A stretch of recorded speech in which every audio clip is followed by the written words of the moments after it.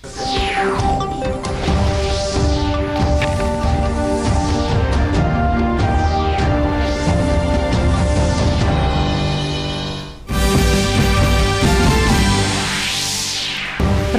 रामनाथ कोविंद ने रक्षा अलंकरण समारोह में देश की सुरक्षा के लिए अदम्य साहस का प्रदर्शन करने वाले जवानों को वीरता पुरस्कार से सम्मानित किया।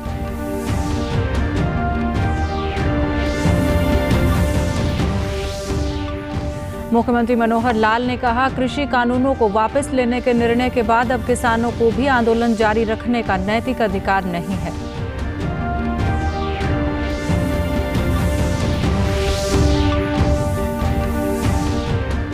हरियाणा महिला पुलिस की जागरूकता साइकिल रैली रोहतक पहुंची। महिलाओं व छात्राओं को उनके अधिकारों और कानूनों के प्रति कर रही हैं जागरूक।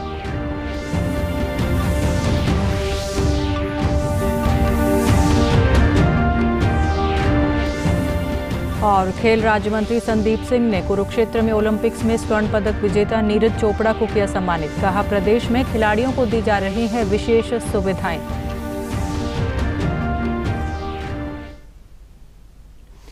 नमस्कार, मैं मंजू सिंधु और अब खबरें विस्तार से। राष्ट्रपति रामनाथ कोविंद ने आज राष्ट्रपति भवन में आयोजित रक्षा अलंकरण समारोह 2021 में देश की सुरक्षा के लिए अदम्य साहस का प्रदर्शन करने वाले जवानों को वीरता पुरस्कार से सम्मानित किया। राष्ट्रपति ने लद्दाख के गलवान घाटी में ऑपरेशन स्नो लेपर्ड के दौरान जान गंवाने वाले कर्नल विकुमाला संतोष बाबू को मरणोपरांत महावीर चक्र से सम्मानित किया। जम्मू कश्मीर के केरन सेक्टर में एक आतंकवादी को मारने और 2 अन्य को घायल करने के लिए 4 स्पेशल पैरा फोर्स के सूबेदार संजीव कुमार को मरणोपरांत कीर्ति चक्र से सम्मानित किया गया। मुख्यमंत्री आज यमुनानगर में कई कार्यक्रमों में शामिल हुए। इस दौरान पत्रकारों से बातचीत करते हुए मुख्यमंत्री मनोहर लाल ने कहा कि प्रधानमंत्री नरेंद्र मोदी ने कृषि कानूनों को वापस लेने की किसानों की मुख्य मांग को मान लिया है। अब किसानों को भी आंदोलन जारी रखने का नैतिक अधिकार नहीं है। करने चाहिए। हालांकि एक बहुत लोग आज भी ऐसे हैं जो कहते हैं कि नहीं, तीनों किसान कानूनों के कारण से किसान को बहुत बुरा लाभ होने वाला था, जिससे किसान वंचित रहेगा। लेकिन फिर भी कुछ लोगों ने इसको जिद पूर्वक एक अपना हट बना लिया कि नहीं, वापस कराएंगे। प्रधानमंत्री ने बड़ा दिल दिखाते हुए और इसको वापस किया है। अब इसमें कोई उनको नैतिक अधिकार नहीं है कि इस आंदोलन को चालू रखें। फिर भी अगर वो रखेंगे तो उनसे पूछिए कि क्यों रखा हुआ। हरियाणा लोक सेवा आयोग के उप सचिव की रिश्वत के मामले में गिरफ्तारी पर उन्होंने कहा कि प्रदेश सरकार शुरू से ही गुड गवर्नेंस के नाते भ्रष्टाचार को खत्म करना चाहती है। यही हमारा मुख्य उद्देश्य है। बहुत सी व्यवस्थाओं को सुधार कर ठीक किया जा रहा है, किसी का लिहाज नहीं किया जा रहा।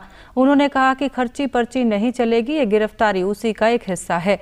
जो ऐसा करेगा उस पर कार्रवाई होगी। इस मामले में जिसने भी पैसे दिए हैं उनके खिलाफ भी कार्रवाई की जाएगी। इसमें चाहे कोई बड़ा कर्मचारी या बड़ा अधिकारी शामिल हो, किसी को बख्शा नहीं जाएगा। शुरू से ही रहा है गुड गवर्नेंस के नाते से करप्शन को खत्म करना, ये हमारा टारगेट है। बहुत चीजें जो पकड़ी जा रही हैं उनको ठीक भी कर रहे हैं। हम किसी की कोई लिहाज नहीं करते हैं। जो चीज ध्यान में आती है उसको कैसे ठीक करना है, इसके ऊपर लगातार प्रहार कर रहे हैं और लगातार इसको करके ठीक करेंगे। उसी का हिस्सा है। पर्ची खर्ची नहीं चलेगी, उसी का हिस्सा है कि अगर कुछ लोगों ने पैसे दे करके और नौकरियां लेने की कोशिश की है, उसको उन्होंने डिफ्यूज किया है, उसको फेल किया है, उसको उन्हें पकड़ा है और पकड़ करके करोड़ों रुपए जो इकट्ठे कर लिए गए थे, अब उनको नौकरी मिली कि नहीं मिली वो तो अभी बीच में ही है, रिजल्ट ही बीच में है। लेकिन कम से कम जिन्होंने पैसे इनको दिए होंगे, तो जो गलत काम करने वाले, चाहे दलाल हैं, चाहे सरकारी कर्मचारी अधिकारी हैं या जिन्होंने पैसे दिए हैं, सबके खिलाफ एक्शन होगा ताकि आगे इस विषय को कोई करने की हिम्मत न कर सके। हरियाणा पुलिस में एसीपी व पर्वतारोही ममता सौदा की अगुवाई में महिला जागरूकता साइकिल रैली आज रोहतक पहुंची। रैली की शुरुआत 15 नवंबर को पंचकुला से हुई थी। विभिन्न जिलों से होती हुई रैली का समापन 10 दिसंबर को होगा। राजकीय महिला महाविद्यालय में इस साइकिल रैली में शामिल 16 महिला साइकिलिस्ट का स्वागत किया गया। इस दौरान महाविद्यालय में जागरूकता कार्यक्रम का भी आयोजन किया गया। इस रैली में शामिल साइकिलिस्ट कुल 1194 किलोमीटर का सफर तय करेंगी। एसीपी ममता सौदा ने कहा कि इस रैली का उद्देश्य महिलाओं व छात्राओं को उनके अधिकारों व कानूनों के प्रति जागरूक करना है। यात्रा जो है जागृति यात्रा है, इसमें हम लोगों का मेन मोटिव रहेगा कि प्रत्येक विमेन को, हरियाणा की प्रत्येक विमेन को हम लोग जो है मोटिवेट करें, उनके अधिकारों के बारे में, उनके द्वारा उनके लिए जो बने हैं कानून उनके लिए, और हरियाणा गवर्नमेंट ने जो स्कीम्स विमेन के लिए बनाई हैं उनका लाभ वो ज़्यादा से ज़्यादा लें। इसलिए ये इन्फॉर्मेशन उन तक पहुंचानी है, और इसलिए हम लोग तकरीबन 15 लड़कियां जो हैं इंस्पेक्टर से लेके कांस्टेबल तक मेरे साथ हैं, और वो साइकिल पर ऑल ओवर हरियाणा कवर करेंगी। महिलाओं के लिए आज के दिन महिलाओं की जागृति की बहुत ज़्यादा आवश्यकता है, क्योंकि दुनिया बहुत आगे जा चुकी है। उसके हिसाब से उस स्पीड से हमें भी आगे बढ़ना पड़ेगा। अपने अधिकारों के बारे में जितना जागरूक हो सके उतना होना पड़ेगा। हम पंचकुला हेडक्वार्टर से चले थे और district by district all Haryana cover करते हुए हम वापस पंचकुला में ही ये रैली ख़त्म करेंगे, और इस दौरान स्कूल, कॉलेज, गांव जहां पर भी हम जाएंगे उसमें महिलाओं को जागृत करते हुए जाएंगे। हम 16 लड़कियां हैं, इसमें ACP ममता सौदा मैम हैं, और ये रैली हमारी 15 नवंबर से पंचकुला से स्टार्ट हुई है और ये 10 दिसंबर को पंचकुला में ही समाप्त होगी।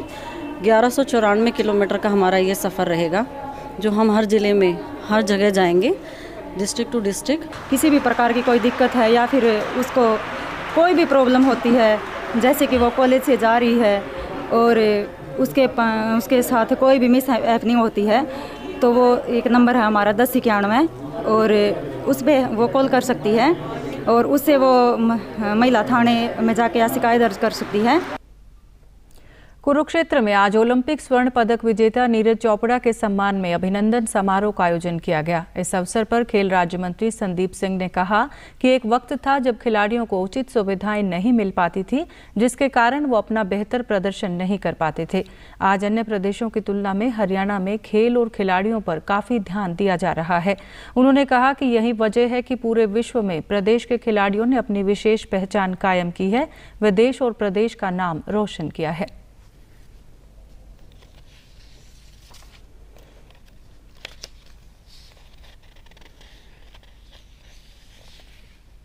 द्रोणाचार्य अवार्ड मिलता था, लेकिन उसके लिए स्टेट गवर्नमेंट जो है पहले जमाने में कुछ नहीं देती थी। फिर सिर्फ अर्जुन अवार्ड के लिए 5000 रुपये ऑनर के रूप में प्रति माह देने लगे, लेकिन ना तो खेल रत्न को मिलता था। सबसे बड़ा अवार्ड खेल रत्न है, हमारे अभी नीरज भाई को मिला है।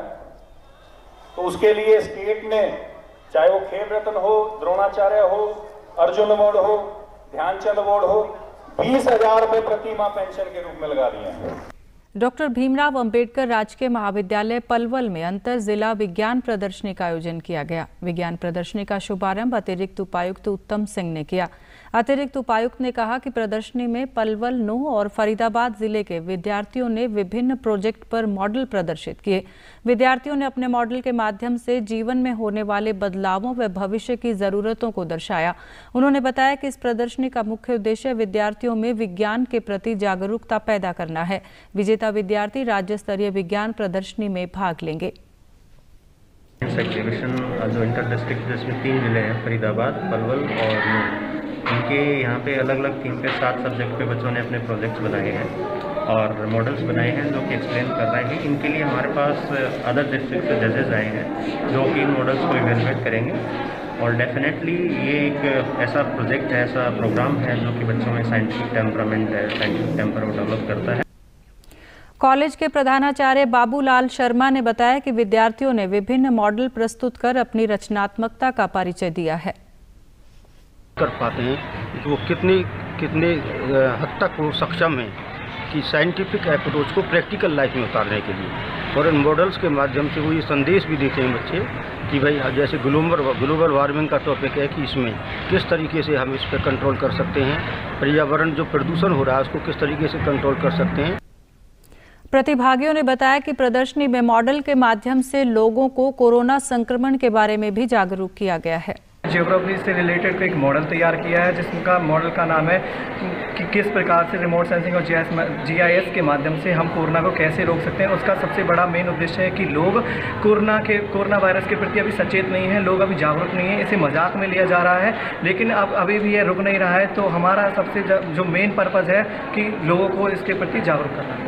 ऑटोमेटिक कार सैनिटाइजर हमारा मॉडल है, जिससे हम इस कोरोना काल में ह्यूमन तो हमारे सैनिटाइज हो चुके हैं मगर शिकारों को करना भूल गए, जिससे बीमारियां फैल रही हैं और ज़्यादा।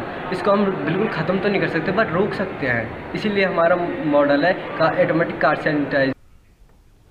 मुख्यमंत्री मनोहर लाल ने कल चंडीगढ़ में आगामी खेलो इंडिया यूथ गेम्स 2021 के लिए राज्य स्तरीय समिति गठित करने के निर्देश दिए हैं। समिति की अध्यक्षता खेल एवं युवा मामलों के राज्य मंत्री संदीप सिंह करेंगे।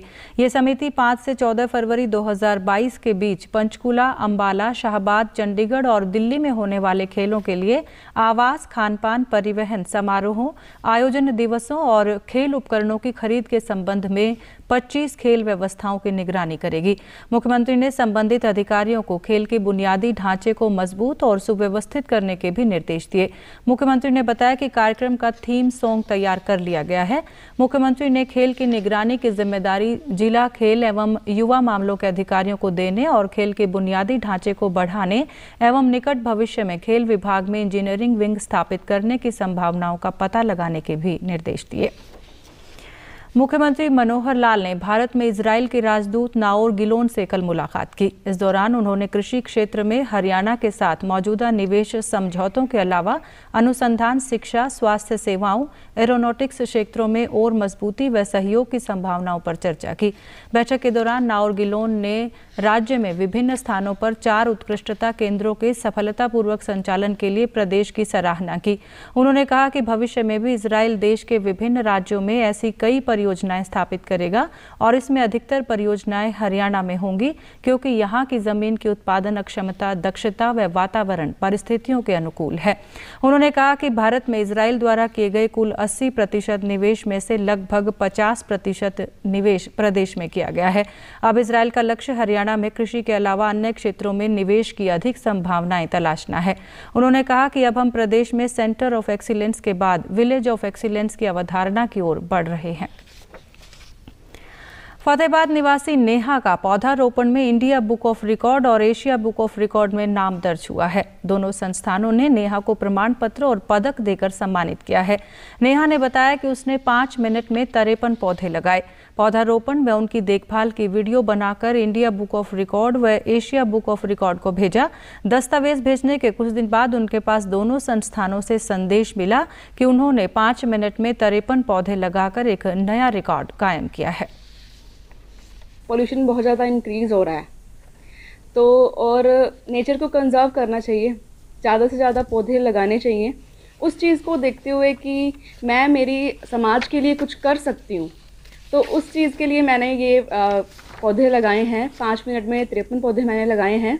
इसका मैंने ये देखा था फेसबुक के ऊपर, जो किसी ने पहले इसका रिकॉर्ड बनाया है वो है 5 मिनट में 41 पौधे लगाए हैं उसने, तो मैंने उसका रिकॉर्ड ब्रेक किया है। मैंने 5 मिनट में 53 पौधे लगाए हैं और इंडिया बुक ऑफ रिकॉर्ड और एशिया बुक ऑफ रिकॉर्ड अपने नाम किया है।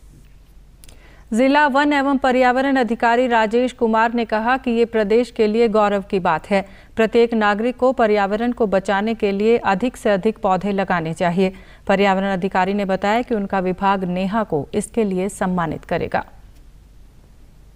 मुट्रेजा द्वारा 5 मिनट में जो पौधे लगाए गए हैं 53, वो बहुत ही अच्छी पहल है और ये पर्यावरण बचाने में बहुत ही बड़ा योगदान रहेगा इसका। तो इसी तरह हमें बच्चों को ज़्यादा से ज़्यादा पर्यावरण बचाने के लिए, पौधे लगाने के लिए प्रेरित किया जाना चाहिए और ये एक बहुत बड़ा रोल मॉडल होगा पर्यावरण बचाने के लिए। उनके माता पिता ने बताया कि नेहा का ये काम उन लड़कियों और महिलाओं के लिए प्रेरणा बनेगा जो अपने जीवन में कुछ करना चाहती हैं।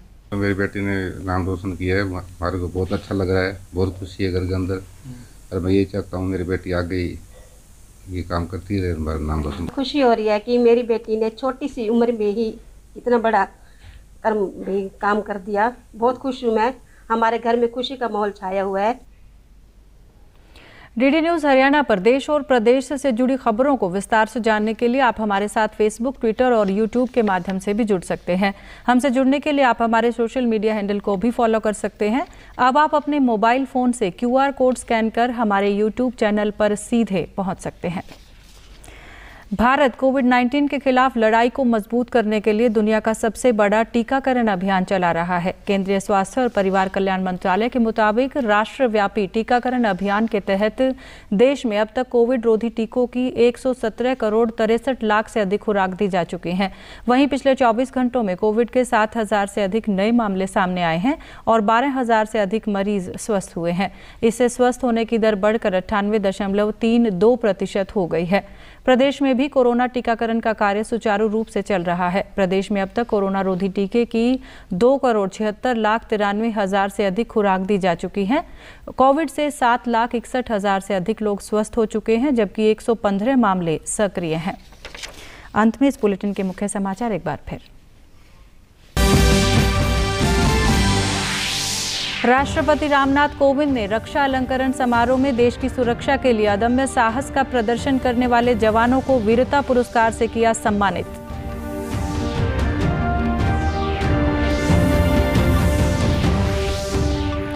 मुख्यमंत्री मनोहर लाल ने कहा, कृषि कानूनों को वापस लेने के निर्णय के बाद अब किसानों को भी आंदोलन जारी रखने का नैतिक अधिकार नहीं।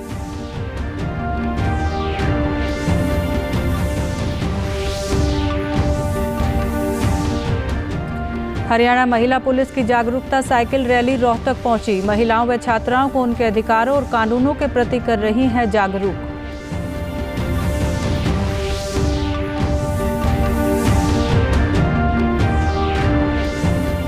और खेल राज्य मंत्री संदीप सिंह ने कुरुक्षेत्र में ओलंपिक्स में स्वर्ण पदक विजेता नीरज चोपड़ा को किया सम्मानित। कहा, प्रदेश में खिलाड़ियों को दी जा रही हैं विशेष सुविधाएं।